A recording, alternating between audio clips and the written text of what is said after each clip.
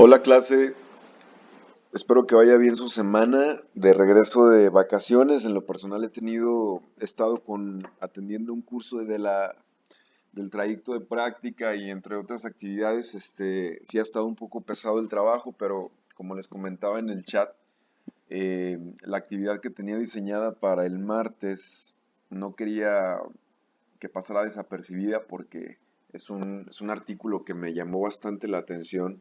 Se relaciona con el seguimiento a lo que estamos haciendo de videoenseñanza y la parte de las bases sociales, las bases contextuales y teóricas del proyecto que queremos desarrollar. Entonces lo comparto con ustedes. Es un ejercicio muy corto, muy breve, pero bastante significativo para lo que estamos empezando a realizar. La sesión se titula Lo que se aprende en casa 3, que se deriva de este artículo. Son reflexiones en torno a la Estrategia Nacional de Cobertura Educativa, perdón por la E, porque tengo el autocorrector en inglés, para la educación básica.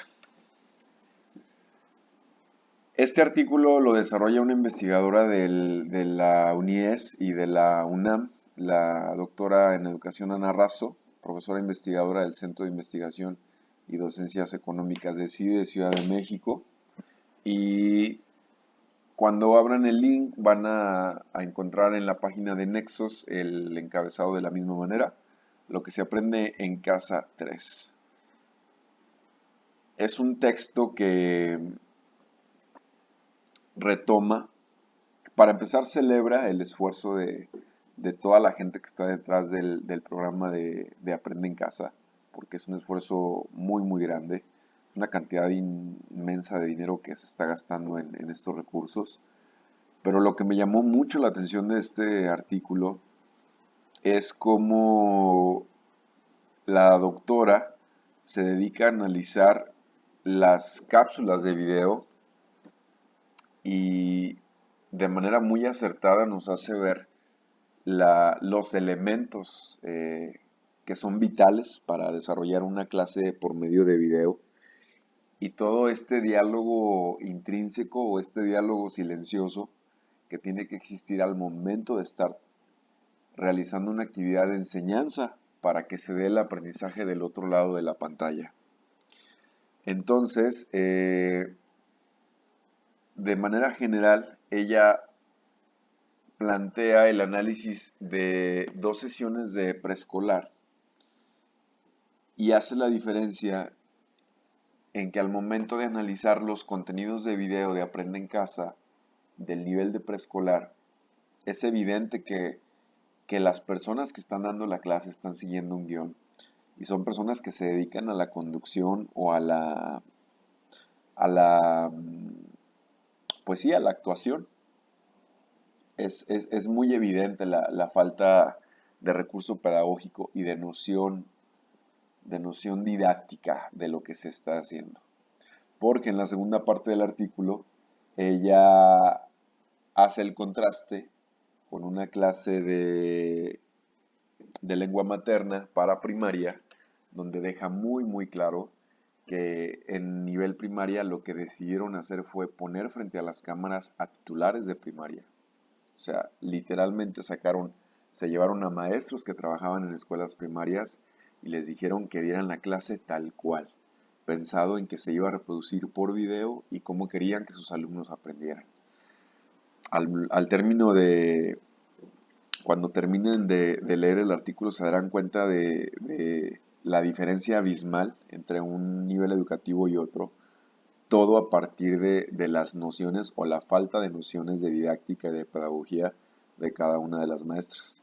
El dato curioso es que en el caso de primaria habla de la maestra Gabriela de lengua materna y de la maestra Gabriela de enseñanza de las matemáticas, donde pues es muy claro el que ellas son maestras que tienen años de servicio, que saben cómo hablar con un alumno, que saben cómo comunicarse y fue muy interesante leer cómo el diálogo de la maestra Gabriela de primaria en, en 3 minutos define lo que debe ser una enseñanza por video, a contraste de lo que ustedes podrán leer en preescolar, donde se nota inmediatamente una cuestión más como de adoctrinamiento, como de asumir que el alumno al que le va a llegar ese video está en condiciones iguales en todo el territorio del país, cosa que es muy complicada en estos tiempos.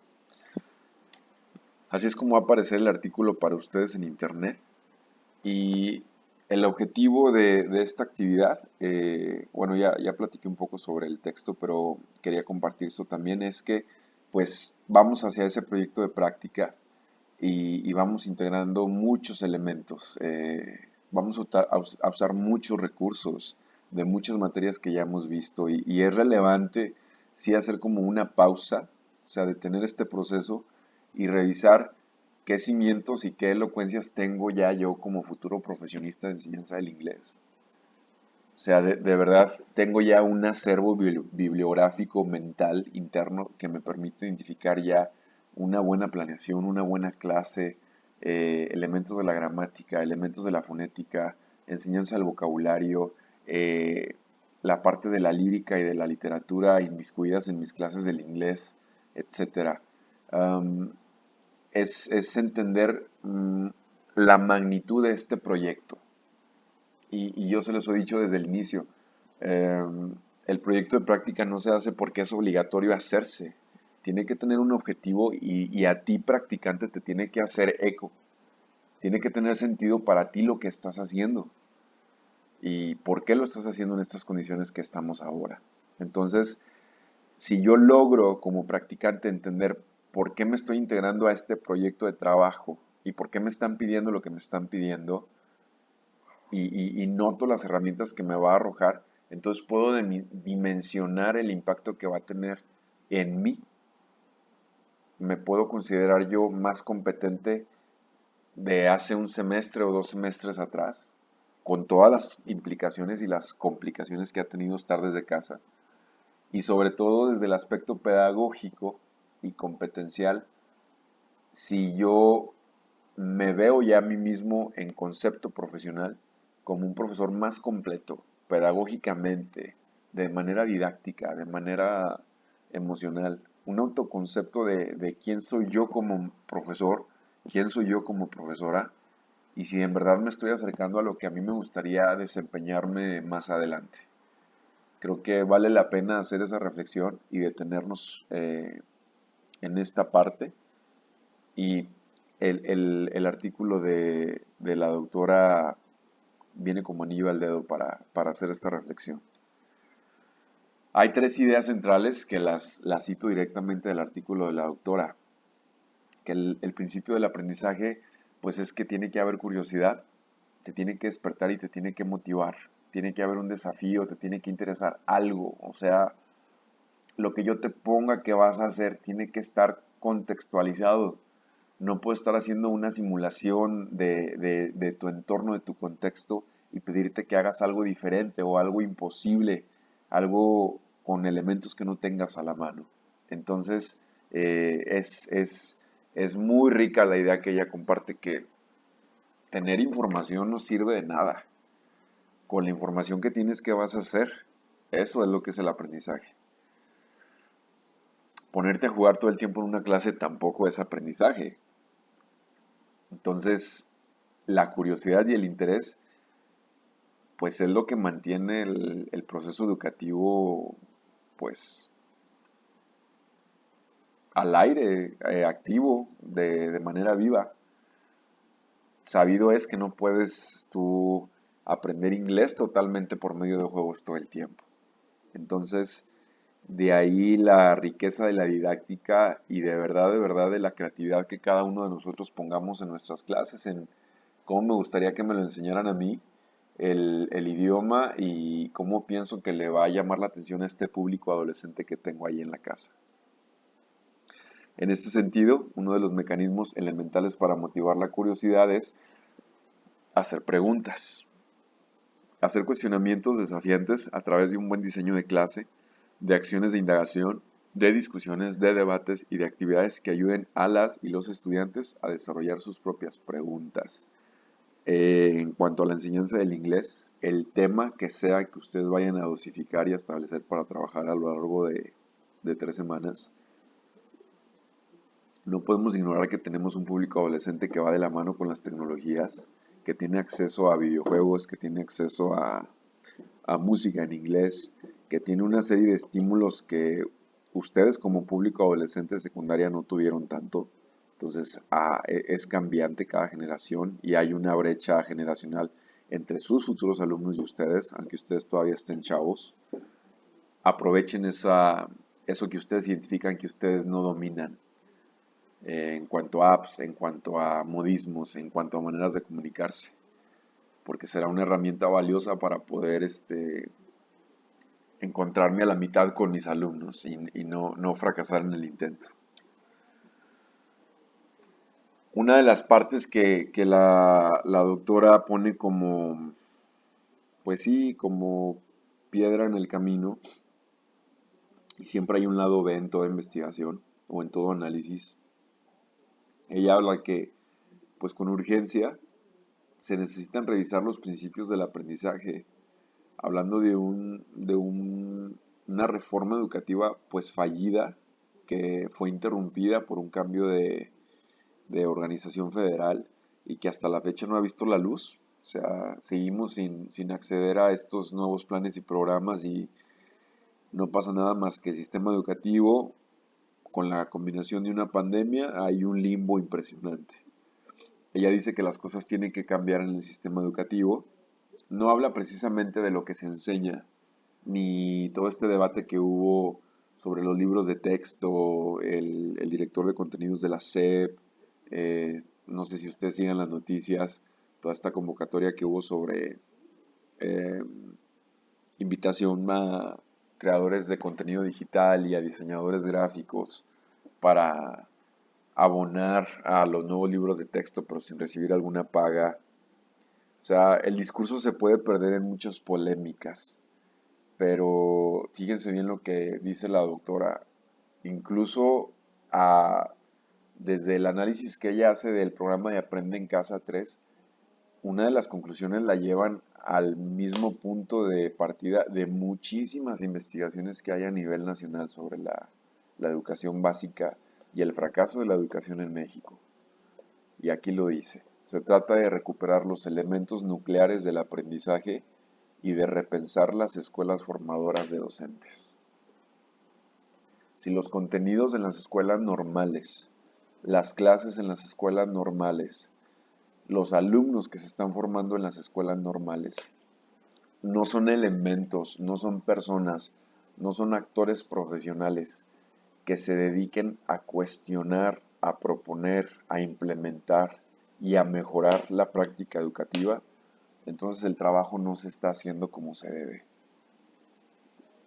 Mi objetivo principal como normalista no es llegar a donde se me entregue una plaza de secundaria y replicar la mala praxis y los malos hábitos o la falta de profesionalismo que yo haya tenido en mis profesores. Quiere decir que yo tengo la necesidad de hacer las cosas diferentes. Es uno de los motivos que te debe de mover porque al final de cuentas este trabajo es servirle a alguien. Es recibir un sueldo, es profesionalizarte, es seguir mejorando, es seguir tomando certificaciones, pero al final de cuentas estás tratando de abonar y de sumar en el proceso de aprendizaje y en el proceso de formación de alguien. Ese sería el motor principal que te debería de dar impulso para imaginarte cuando estés dedicándote a esto 24/7 y sobre todo pues, que se note desde tu práctica. La última conclusión que ella pone aquí como punto que se puede debatir es trabajar profundamente para devolver el aprendizaje a los salones de clase en cualquier modalidad. Devolver el aprendizaje a los salones de clases, sobre todo se refiere a la parte y al impacto burocrático que tiene la práctica docente en el aprendizaje. La práctica docente está llena de trabajo burocrático, de formatos, de rutas de mejora, de consejos técnicos, de concentrados, de alumnos en condiciones de rezago, etcétera, que pareciera que no hace coherencia con lo que se espera que haga un maestro en la vida real, pero al mismo tiempo pues es como una doble vida, es la vida burocrática del profesor, que es dedicarte a capacitarte, a llenar formatos y demás, y la otra pues que debes estar enteramente activo en los procesos de aprendizaje de tus alumnos. ¿En qué consiste la actividad en sí derivada de este texto? Comparte tu reflexión escrita, si quieres, en un video apoyado de visuales, de imágenes, o un video de ti mismo, donde tú des tu opinión sobre estos cuestionamientos. Después de entender a Ana Razo, lanzo esta primera pregunta para ti. ¿Qué tan efectivo consideras que el proyecto de este semestre resulte para tu formación, así como para demostrar la efectividad de la videoenseñanza del inglés? O sea, de verdad, si le ves tú un sentido operativo y práctico y necesario ante un contexto ahorita de pandemia, si crees que te va a dar las herramientas que necesites para, si en su momento se te contrata o se te pide que realices educación a distancia, educación en formato blended, educación en entornos virtuales, ¿crees que la experiencia de este cuarto semestre te arroje herramientas y competencias para desarrollarte en esos escenarios? El camino de la innovación requiere de riesgos. Esta es la segunda pregunta para ti. ¿Qué riesgos hace falta tomar o plantear para que logres alcanzar la competencia profesional que deseas como profesor de inglés? ¿En qué falta que se ponga las pilas la licenciatura? ¿En qué falta que se ponga las pilas tu escuela, la que te debe dar las bases?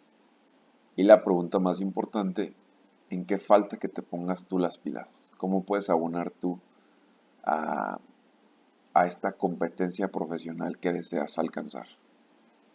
¿Qué riesgos hace falta que tomes? ¿Qué paradigmas tienes que romper? ¿Qué estructuras tienes que dejar ir?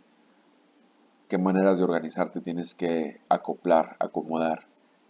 ¿Qué naturalezas de la praxis debes entender? Entender cómo funciona una institución educativa, cómo es la comunicación entre docentes, cómo funciona una ruta de mejora, cómo funciona una sesión de consejo técnico. ¿Te tomaste el tiempo para revisar los contenidos de la sesión? En fin, hay una serie de estímulos que pueden ayudarte a resolver estas tres interrogantes. Te repito, me lo puedes compartir mediante una opinión escrita a manera de un ensayo. Lo puedes hacer a través de un video de visuales o una video opinión sobre estos temas. Este es el tema que íbamos a desarrollar en la sesión del martes, la actividad que se derivaba de ello. Espero que la semana que nos veamos ya en módulo sincrónico de este martes al siguiente podamos platicar a lo que a lo que nos vamos acercando, de acuerdo a lo que ve Ana Razo que se hace bien en Aprende en Casa, y de lo que nos queremos alejar, de acuerdo a lo que Ana Razo ve que se hace mal en Aprende en Casa. Ese es el objetivo de esta actividad. Gracias chicos, seguimos en contacto y nos preparamos para arrancar el día lunes con la segunda semana de vinculación. Gracias a todos.